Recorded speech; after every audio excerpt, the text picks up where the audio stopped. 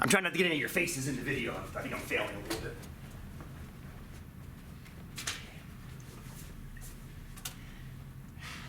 To 58, so if I go 10 to 60, that should cover it. So I'll put 10% here, 20% here, 30% here, 40% here, 50% here. So this is just a number line. I'm gonna plot some percentages on this number. I need some colors. Which color should the switchers be? I got green, red, blue, orange, purple. Green. Green and blue? Okay, green for switchers, blue for stayers. I'm going to draw, no, I'm not yet. I'm going to label 1/3. This is the chance we win if we stay. We agreed that last Monday. And we also agreed that if we switch, we win 2/3 of the time. That's way to hell over here, right? 70's about here, so it's about here. This is a chance we win if we no pocket. Oh yeah, sorry. Okay. What actually happened with us? Green is going to be stay. 18 to 40%. 18 starts right about here. And 40 goes up to about here.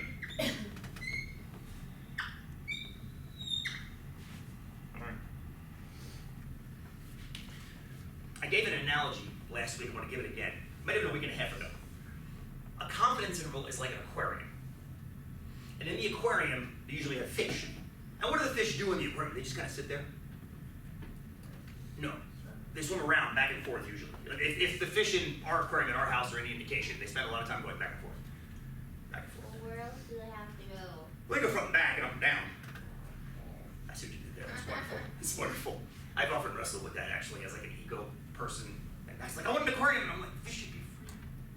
And I think of Finding Nemo. I'm like, God damn, I'm that dentist. I'm no better than that goddamn dentist. Anyway, sorry. The point is in reality, this 1/3, we don't actually know. We don't know what those percentages are in the world. We have to study them. We have to study them, and when we study them, we get the interval, which is why we say we're confident it's between this and this. So you think of what you're actually studying as the fish in the tank. It's kind of swimming back and forth. You don't know where it is, but you think it's in the tank. You're confident it's in the tank. And that's why the tank is a safe bet. Better than saying 29%. 29% is literally right there. What are you going to be more likely correct saying? It is exactly 29%, or it's between 18 and 40. You can see, as soon as you say that, you're like, oh, obviously, between 18 and 40 captures 29 and gives it some wiggle room, which is the whole point of it. Now here's what I want you to focus on. But then, what does it mean that the other one? Hold that thought, we're getting to that. Okay, actually, I'll draw that now. I'll draw that now. Let's draw the other one as well, which is the 36 to 58%. It's about like this. They should be about the same width if I drew them correctly. I apologize. They should be about the same width if I added. I apologize for the roughness of the sketch. Now, what I want you to focus on is the stayers. This is the stay interval, and this is the switch interval. You write that in black so it's easier to see. Stay, switch. What I want you to notice is the stay interval contains 1/3, but the switch interval does not contain 2/3. What a statistician, when I saw these results, I'm like, this is going to be fun. Because what this tells us is that those of you that stayed did not win at a statistically different rate than you should have by staying. Because the a couple sneezes. Because the 1/3 is in the interval. The interval is where you are confident the chance of winning is if you stayed. The actual chance of winning is 1/3. 1/3's in the interval. No reasonable difference. So to speak, the fish is in the tank. So to speak, the fish is in the tank. How about this fish over here? Is this fish in that tank? It's not. And this is the question, the extra credit question is, what does that imply? What does that tell us about the knowledge that we had playing the game?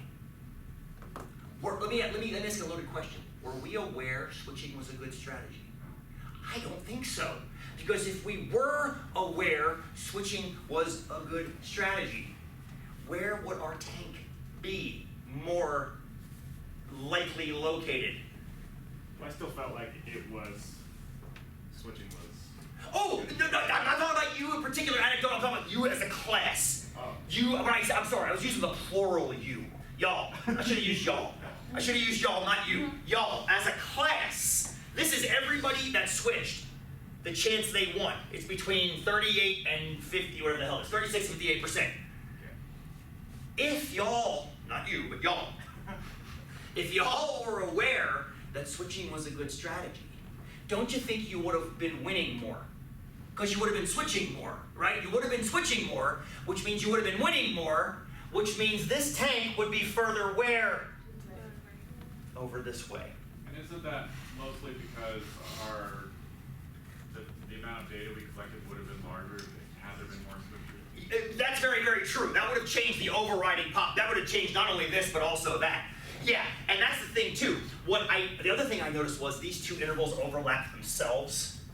That is only because it's a tiny sample. That's pretty much meaningless. All we have to do is collect 5 or 6 more data points, and even if they stayed the same, they would shrink down enough so they wouldn't touch you more. That's exactly correct, Jonathan. So that's when I saw that result, I said, holy shit. That's actually evidence, statistical evidence, that y'all didn't realize switching was beneficial. Because if you did realize switching was beneficial early on, you probably would have been winning more, which means this would be shifted this way. Does that kind of make sense? So when the fish is in the tank, I don't think you didn't lose too much because you stayed. Here's everybody that stayed.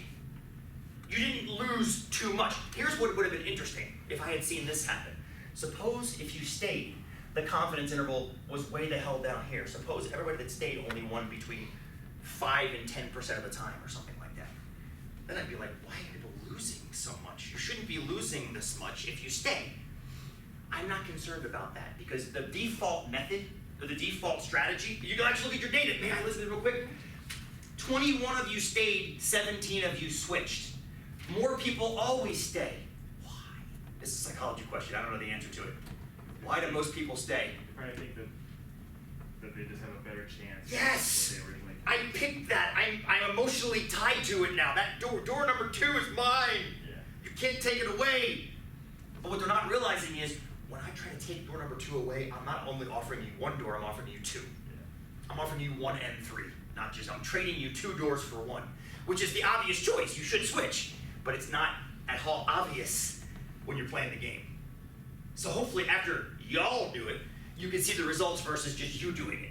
I like that, y'all versus you. This is gonna be good. This is gonna be good mathematical definition, y'all, you. Does that kind of make sense with the extra credits asking? Hopefully that makes a little bit. It's definitely a look forward to Math 244. It's a mean Math 105 question, for sure. But I figured, what the hell, we'll chat about it. And it's good thing to chat about and get you excited, or terrify you about Math 244. Maybe you won't take it down because we talked about it. Hopefully not. Cool? All right, go ahead and wrap her up. And when you're happy,